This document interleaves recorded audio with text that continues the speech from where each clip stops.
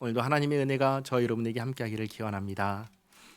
신명기는 약속의 땅에 들어가서 살아갈 이스라엘 백성들에게 이제 어떻게 살아야 하는지를 가르쳐 주시는 말씀입니다. 근데 여기서 우리가 이 점을 우리가 생각해야 됩니다. 이스라엘의 왕은 누구십니까? 하나님이십니다. 하나님께서 이스라엘을 다스리시는데 어떻게 다스리시냐면 법대로 다스리십니다. 하나님의 백성이 하나님의 법을 지키며 살아가는 곳이 어디냐면 약속의 땅입니다. 그러면 잘 보시기 바랍니다. 왕이 있죠. 법이 있습니다. 백성이 있고 땅이 있습니다. 그러면 그곳을 무엇이라고 부르겠습니까? 그곳은 하나님의 나라, 천국입니다. 이스라엘 백성들이 약속의 땅에 들어가서 산다는 것은 사실 천국에 들어가서 산다라는 것입니다. 그러니까 신명기는 우리에게 무엇을 가르쳐주는 성경이냐면 천국에서 어떻게 살아야 하는지를 보여주는 것입니다.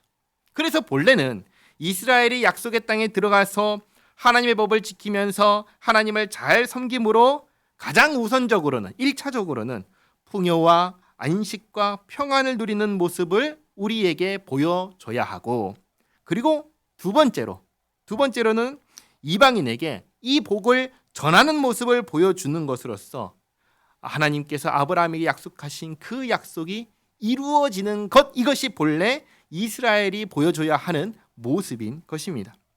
그런데 우리가 역사를 보면 알지요. 실제로 그 일들이 이렇게 이루어졌나요? 그러지 않았습니다.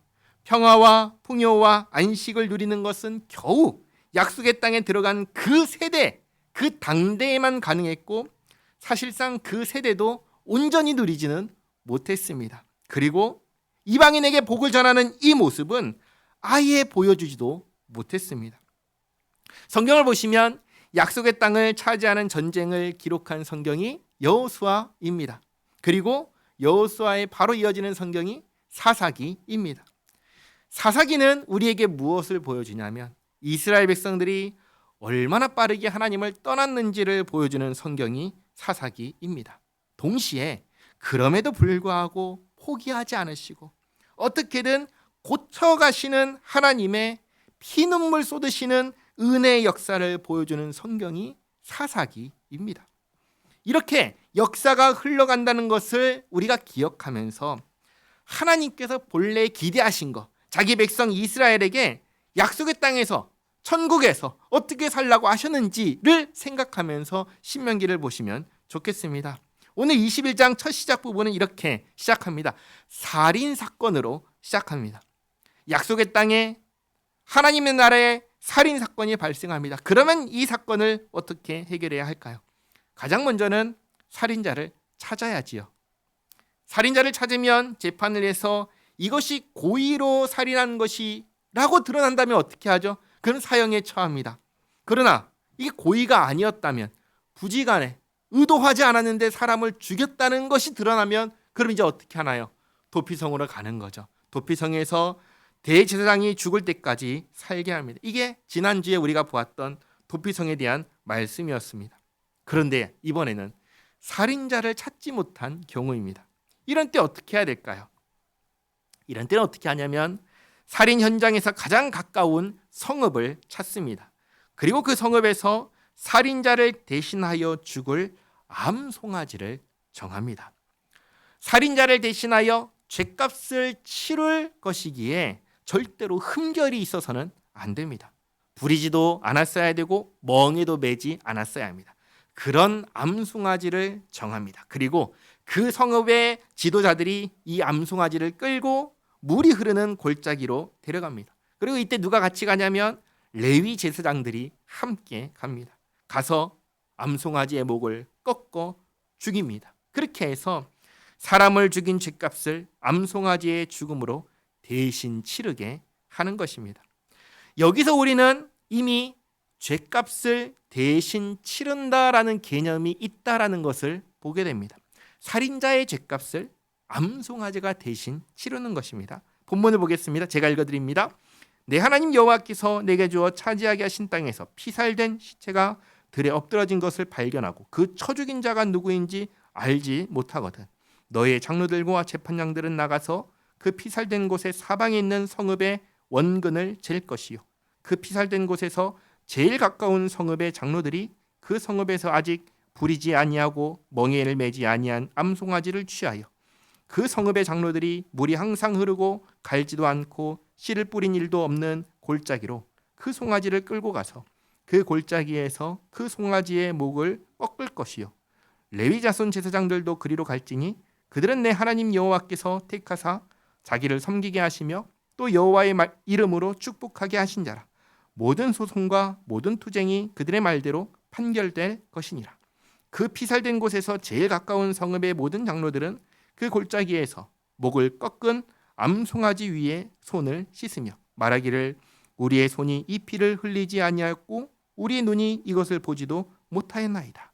여호와여 주께서 속량하신 주의 백성 이스라엘을 사하시고 무죄한 피를 주의 백성 이스라엘 중에 머물러 두지 마옵소서 하면 그 피 흘린 죄가 사함을 받으리니 너는 이와 같이 여호와께서 보시기에 정직한 일을 행하여 무죄한 자의 피 흘린 죄를 너희 중에서 제할지니라. 아멘. 사실 살인자가 죽어야 됩니다. 그런데 살인자를 찾을 수가 없습니다. 그렇다고 이 살인죄를 그냥 덮고 지나갈 수도 없습니다. 그래서 누군가는 이거에 대한 책임을 져야 합니다. 그런데 누가 책임을 질 수 있을까요? 책임을 질 수 있는 사람이 아무도 없습니다. 그래서 그 성읍의 지도자들이 다 모여서 암송아지를 죽임으로 이 죄값을 치르는 것입니다. 그냥 넘어가지 않고 이렇게 해야 비로소 죄의 문제가 해결된 것으로 모든 죄를 심판하시는 하나님께서 해결된 것으로 여겨 주시는 것입니다. 그리고 여기서 한 가지 더 생각해야 될 것이 있는데 뭐냐면 결국 죄는 누가 범하는 것이죠? 사람이 범하는 것입니다.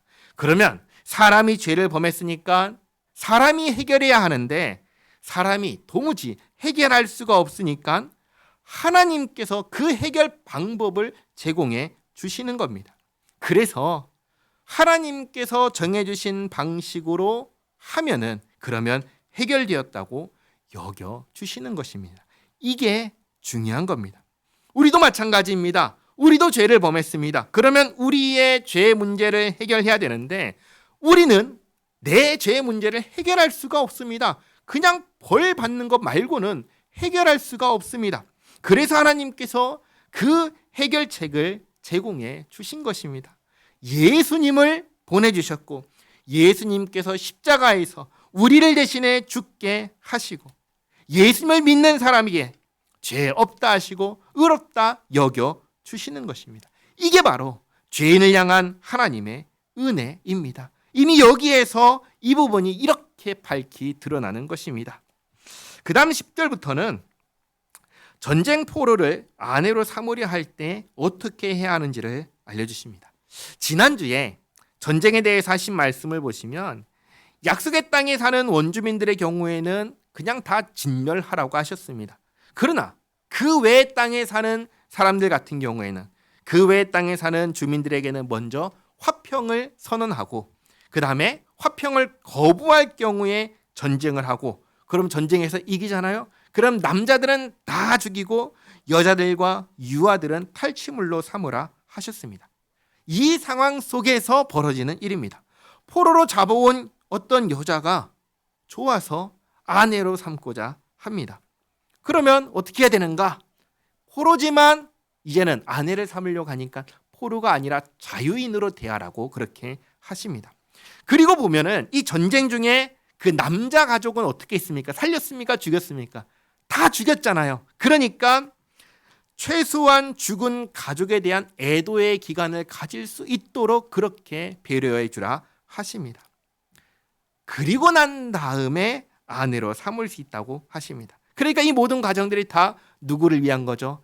아내 될 사람을 위한 것입니다. 비록 포로였지만 아내로 삼으려고 하니까 죽은 가족에 대한 애도를 하고 인격적인 포로가 아니라 죄인이 종이 아니라 한 사람의 자유인으로서 대우를 하면서 인격적인 대우를 하게 한 겁니다. 그리고 만약에 아내로 삼았는데 뭔가 마음에 들지 않아서 안 좋은 마음이 생긴다면 그렇다면 계속 데리고 있으면서 괴롭히지 말고 또 아내였으니까 포로로 그렇게 대우하지도 말고 종으로 팔지도 말고 자유롭게 갈 수 있도록 보내주라고 하십니다. 그러니까 마지막까지 아내였던 사람에 대해서 인격적인 대우를 하게 하시는 것이죠. 10절 말씀 보겠습니다. 내가 나가서 적군과 싸울 때 내 하나님 여호와께서 그들을 내 손에 넘기심으로 내가 그들을 사로잡은 후에 내가 만일 그 포로 중에 아리따운 여자를 보고 그에게 연연하여 아내를 삼고자 하거든 그를 내 집으로 데려갈 것이요 그는 그 머리를 밀고 손톱을 베고 또 포로의 의복을 벗고 내 집에 살며 그 부모를 위하여 한 달 동안 애곡한 후에 내가 그에게로 들어가서 그의 남편이 되고 그는 내 아내가 될 것이요 그 후에 내가 그를 기뻐하지 아니하거든 그의 마음대로 가게 하고 결코 돈을 받고 팔지 말라 내가 그를 욕보였은즉 종으로 여기지 말지니라. 본래 이혼하면 되나요 안 되나요? 안 됩니다. 원래는 이혼하면 안 되는데 워낙 사람이 죄인이니까 하지 말라고 하면 그 안에서 어떠한 악한 짓이라도 할 수 있는 게 사람이니까 이렇게 제한을 두신 것입니다. 그래도 한때 아내였으니까 최소한 인격적인 대우를 하게끔 하신 것입니다. 그 다음 15절부터는 자손들에게 장자에게 재산을 주는 문제에 대한 것입니다. 본래대로라면 이런 문제가 생길 수가 없습니다. 왜냐하면 가문의 대를 잇는 것은 자손 중에 누구인가요? 첫째인가요? 막내인가요? 첫째입니다. 장자입니다. 이거 어느 나라나 다 동일합니다. 그러니까 장자에게 재산을 물려주고 대를 잇게 하는 것으로 보통은 문제없이 끝납니다. 그런데 문제가 생길 수가 있다는 겁니다. 어떤 때 문제가 생길까요? 아내가 둘일 때 문제가 생기는 겁니다. 아내가 둘일 때 둘 다 아들을 낳았습니다. 그런데 사람 마음이라는 게 둘 다 똑같이 좋아할 수는 없습니다. 누구는 더 좋아하고 누구는 덜 좋아하게 됩니다. 그래서 더 좋아하는 아내가 낳은 아들이 있고 덜 좋아하는 아내가 낳은 아들이 있습니다. 그런데 누가 먼저 태어났냐면 덜 좋아하는 아내의 아들이 먼저 태어났습니다. 그러면 장자가 되는 것이죠. 그럼 원래는 장자에게 재산을 줘야 되는데 나는 아버지니까 내 맘대로 하겠다 해가지고 이러지 않고 내가 좋아하는 아내의 아들에게 재산을 물려주게 되면 그러면 이제 문제가 생기는 겁니다. 본래는 이쪽이 받아야 되는데 못 받으니까 그렇지 않아도 사랑받지 못해서 억울한데 장자라는 권리까지 무시를 받게 되면 아버지가 죽고 난 다음에 그 다음 때에서 무슨 일이 일어나냐면 가족 간의 싸움이 일어나게 되는 겁니다. 재산 분쟁이 일어나게 되는 겁니다. 이런 일이 일어나지 않도록 법으로 막으신 것입니다. 그 당시에는 일부 다처제가 허용되는 사회였기 때문에 일부 일처제를 하라고 하면 될까요? 안 되는 것이죠. 안 되는 상황이니까 하나님께서 그걸 감안하시고 무조건 첫째는 첫째 대우, 장자는 장자의 대우를 하라고 하십니다. 그래서 가정 안에서 질서가 바로 세워지도록 그렇게 법을 정하신 것입니다. 15절 말씀입니다. 어떤 사람이 두 아내를 두었는데 하나는 사랑을 받고 하나는 미움을 받다가 그 사랑을 받는 자와 미움을 받는 자가 둘 다 아들을 낳았다 하자. 그 미움받는 자의 아들이 장자이면 자기의 소유를 그의 아들들에게 기업으로 나누는 날에 그 사랑을 받는 자의 아들을 장자로 삼아 참 장자 곧 미움을 받는 자의 아들보다 앞세우지 말고 반드시 그 미움을 받는 자의 아들을 장자로 인정하여 자기의 소유에서 그에게는 두 몫을 줄 것이니 그는 자기의 기력의 시작이라 장자의 권리가 그에게 있음이니라. 이렇게 마음에 안 드는 자라도 미움받는 자의 아들이라도 그게 장자라면 그 권리를 인정해서 마땅한 대우를 받게 하라고 하십니다. 가정에서 최소한의 질서를 지키라고 하나님께서 법으로 정해 주신 것입니다. 그 다음 18절 말씀 보시면 이제 패역한 자녀를 어떻게 해야 하는지를 말씀하십니다. 여기서 말하는 패역한 자녀란 부모님 말씀에 불순종할 뿐만 아니라 부모님께 함부로 하는 아들이고 부모에 의해서 교정받으려고 하는 마음이 없는 자녀를 말합니다. 이런 자녀를 어떻게 해야 되는가? 간단하게 말씀드리면 성경에서는 이런 패역한 자녀는 돌로 쳐 죽이라고 하십니다. 생명을 낳아준 부모님의 권위를 무시하는 것이 얼마나 무서운 죄인지를 알게 하시는 것입니다. 그리고 잘 보시기 바랍니다. 부모의 권위를 무시하는 것이 사형에 해당하는 죄라면 천지 만물을 창조하신 하나님을 무시하는 것은 어떠한 처벌을 받아야 할 겁니까? 얼마나 무서운 죄인지를 이 일을 통해서 또한 알게 하시는 것입니다. 그래서 하나님을 하나님으로 인정하지 않는 자가 받는 벌이 영벌에 처하게 하시는 것입니다. 18절 말씀입니다. 사람에게 완악하고 패역한 아들이 있어 그의 아버지의 말이나 그 어머니의 말을 순종하지 아니하고 부모가 징계하여도 순종하지 아니하거든. 그의 부모가 그를 끌고 성문에 이르러 그 성읍 장로들에게 나아가서 그 성읍 장로들에게 말하기를 우리의 이 자식은 완악하고 패역하여 우리 말을 듣지 아니하고 방탕하며 술에 잠긴 자라 하면 그 성읍의 모든 사람들이 그를 돌로 쳐 죽일지니 이같이 내가 너희 중에서 악을 제하라. 그리하면 온 이스라엘이 듣고 두려워하리라. 그런데 한번 생각해 보시기 바랍니다. 본래 이 시대의 자녀의 인권은 오늘날과 완전히 달랐습니다. 우리가 알죠. 약속의 땅에 사는 원주민들이 신에게 바치는 제물 중에 하나가 무엇이었죠? 자녀였습니다. 아이의 생명이었습니다. 그러니까 자녀의 생사를 결정할 수 있는 권위를 가진 사람이 누구였냐면 부모였습니다. 부모의 권위는 이 시대에는 절대적인 것이었습니다. 그런데 그런 시대에 부모님께 불순종하는 완악하고 패역한 자녀가 있다? 이것은 사실은 이 시대의 관점에서 보면은 부모가 자녀를 잘못 키운 것입니다. 적어도 하나님의 말씀대로 양육하지 않은 것입니다. 하나님께서는 자녀를 어떻게 양육하라고 하셨죠? 하나님의 말씀으로 양육하라고 하셨습니다. 하나님의 법도를 지키는 자녀로 키우라고 하셨습니다. 그것을 하기 위해서 하나님의 말씀을 늘 가까이 할 수 있도록 눈에 보이는 사방에 붙이라고 하셨습니다. 몸에도 그 말씀을 들고 다니라고 하셨습니다. 그런데 그것을 안 한 것입니다. 물론 다 했음에도 불구하고 완악하고 패역한 자녀가 있을 수 있습니다. 나는 최선을 다했지만 이런 자녀가 된다면 그야말로 이것은 나는 인간의 힘으로는 어떻게 할 수 없는 타고난 거라고밖에 말할 수 없을 것입니다. 그러나 그런 경우를 제외하고 이 시대의 관점에서 봤을 때는 부모의 권위가 오늘날과 다르기 때문에 이 시대에는 부모님의 책임이 막중했습니다. 그렇기에 이렇게 말씀하시는 것입니다. 자녀가 패역한 자녀가 되면 그 자녀를 죽여야 하니까 그렇게 되지 않도록 말씀으로 자녀를 키우라는 경고의 말씀인 것입니다. 세상 사람들도 조금만 의식 있는 가정은 결코 자녀를 방치하지 않습니다. 사람 되게 하려고 예의를 가르치고 윤리와 도덕을 가르칩니다. 비록 세상의 방식이지만 그렇게 가르칩니다. 하물며 이스라엘은 또 우리는 어떤 사람들입니까? 우리는 예수님 안에서 하나님의 백성이 된 사람들입니다. 세상 사람들도 조금만 의식 있는 사람은 그렇게 하려고 애를 쓰는데 우리는 어때야 될까요? 말할 필요도 없는 것이죠. 우리는 더욱더 우리의 자녀를 하나님의 사람으로 키우는데 최선을 다해야 합니다. 그래서 늘 말씀드리죠. 또 말씀드립니다. 이 일을 하기 위해서 가족이 함께 예배하시기 바랍니다. 말씀을 읽고 기도하는 시간을 가지시기 바랍니다. 제 경험담입니다. 제가 신학생으로 신학교에서 공부를 할 때 어떤 가정에서 며칠을 이렇게 지냈던 적이 있습니다. 근데 그 가정은 어떤 모습을 제가 눈여겨 보았냐면 저녁이 딱 됐을 때 아버지가 계시건 어머니가 계시건 둘 중에 다 안 읽고요. 누구든 한 분이 계시면 자녀들과 함께 뭘 하냐면 성경 한 장을 읽고 나누고 기도하는 모습을 보였습니다. 아버지가 계시면 아버지가 하셨고 안 계시면 어머니가 계시면 어머니가 그렇게 했습니다. 근데 그걸 어렸을 때 했을까요? 아니요. 장성했을 때에도 20살이 넘었을 때에도 그렇게 꾸준히 해 오시더라고요.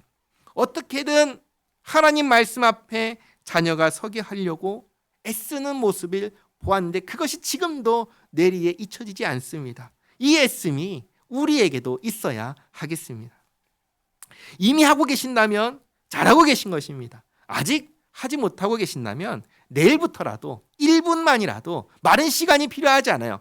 잠깐 같이 와서 성경 한 구절만 읽자. 같이 잠깐 기도하자. 내가 기도해 줄게. 이렇게 하고 끝내셔도 됩니다. 그렇게 시작하셔도 됩니다. 그래서 하나님 말씀대로 우리의 자녀를, 우리의 가정을 세워가려는 애씀과 노력이 우리 모두에게 있기를 바랍니다.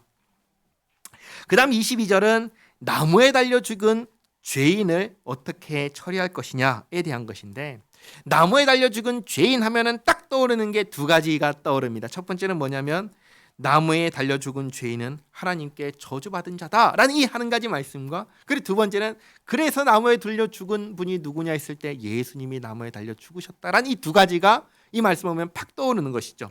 그래서 신명기의 이 말씀이 예수님께 적용되었다는 것을 우리가 알 수 있는 겁니다. 22절 말씀 보시면 사람이 만일 죽을 죄를 범함으로 내가 그를 죽여 나무 위에 달거든 그 시체를 나무 위에 밤새도록 두지 말고 그날에 장사하여 내 하나님 여호와께서 내게 기업으로 주시는 땅을 더럽히지 말라. 나무에 달린 자는 하나님께 저주를 받았음이니라.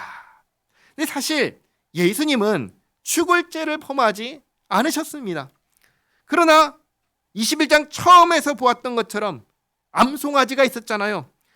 자기는 죄를 짓지 않았지만 죄인의 죄값을 대신 치르기 위해서 죄인의 모양으로 예수님께서 십자가에 달려 저주를 받으시고 죽으신 것입니다. 그리고 23절에 이 말씀이 있기 때문에 예수님께서 죽으시고 계속해서 나무에 달리지 않으시고 그날에 바로 장사할 수 있었습니다.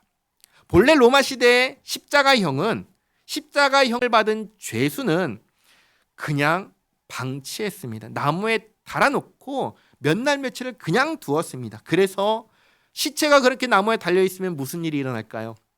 새나 들짐승이 와서 쪼아 먹습니다. 그래서 만약에 이 말씀이 없었다면 예수님의 시체도 그렇게 되었을 것입니다.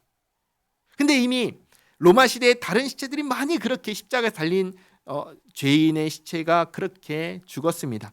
그만큼 그 시대의 십자가형은 비참하고 잔인한 형벌이었습니다. 그래서 십자가에 달린 누군가를 사람들에게 전한다는 것은 사실 생각할 수도 없는 일이었습니다.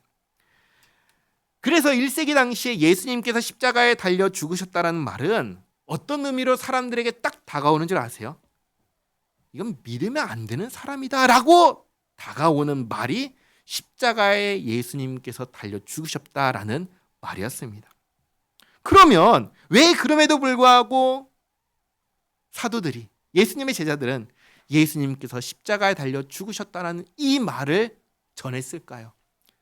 그거 일이 너무나 잔인하고 비참하고 그리고 아무나 그렇게 될 수 없는 일이기에 그렇게 죽은 죄인은 믿을 수 없는 죄인, 믿어서는 안 되는 죄인으로 다 받아들여지는 그 시대에 왜 예수님의 제자들은 예수님의 십자가의 죽음을 그렇게 핵심에 놓고 전했을까요?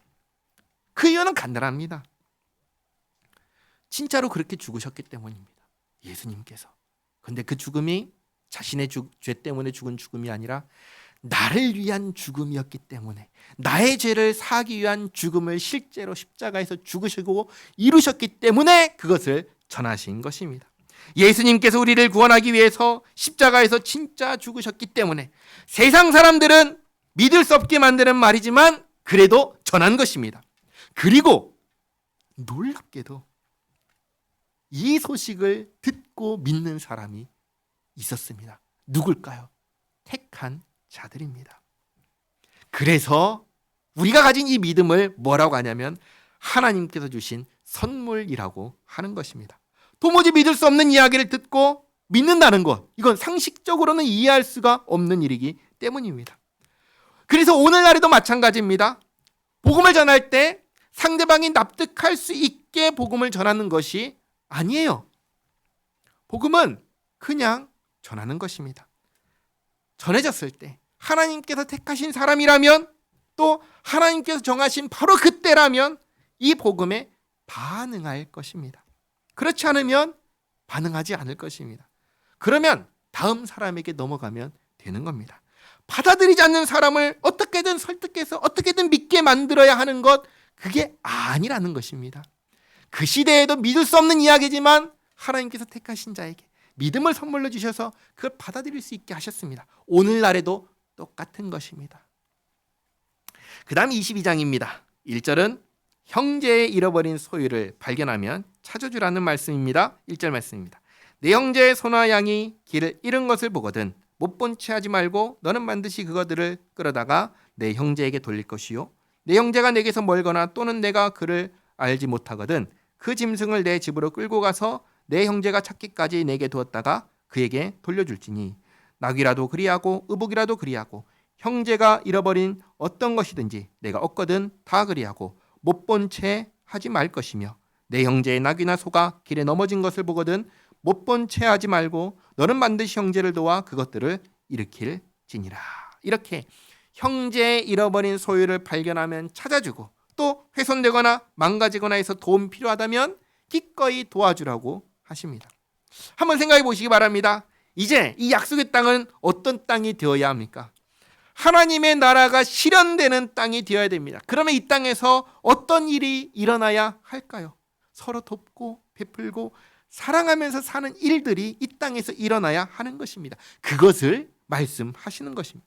천국에서 있어야 하는 모습들을 알려주시는 것입니다. 그 다음 5절입니다. 여자는 남자의 의복을 입지 말 것이요 남자는 여자의 의복을 입지 말 것이라. 이같이 하는 자는 내 하나님 여호와께 가증한 자이니라. 이것은 단순히 남자에게 예를 들면 치마 입지 마라, 여자에게 바지 입지 마라 이런 차원의 말씀이 전혀 아닙니다. 이 말씀은 무슨 말씀이냐면 남자가 여자 행세하지 말고 여자가 남자 행세를 하지 말라는 것입니다. 하나님께서 주신 성 정체성을 모호하게 만드는 일을 하지 말라라고 말씀하시는 것입니다. 이 말씀을 단순하게 생각해서 남자는 치마 입으면 안 돼 이러면 안 됩니다. 외국의 어떤 나라는 자기의 문화 자체가 그렇게 보이는 옷을 입는 문화가 있습니다. 그럼 그런 것을 놓고 말씀하신 게 아니다라는 것을 기억하시면 되겠습니다. 그 다음 6절입니다. 길을 가다가 나무에나 땅에 있는 새 보금자리에 새 새끼나 알이 있고 어미새가 그의 새끼나 알을 품은 것을 보거든 그 어미새와 새끼를 아울러 취하지 말고 어미는 반드시 놓아줄 것이요 새끼는 취하여도 되나니 그리하면 내가 복을 누리고 장수하리라. 어미를 잡으면 새끼나 알이 혼자 살 수 있을까요? 살 수 없습니다. 어미를 잡아가 버리면 이 둘도 다 죽어버립니다. 그러면 대가 끊어지는 것이죠. 그래서 어미는 놓아주고 새끼와 알은 취하라고 그렇게 말씀하신 것입니다. 어차피 둘 중에 하나는 먹고 살아야 되지 않겠습니까? 그러니까 그렇게 할 때 무엇을 풀어줘야 되는지 무엇을 잡아야 되는지를 가르쳐 주신 것입니다.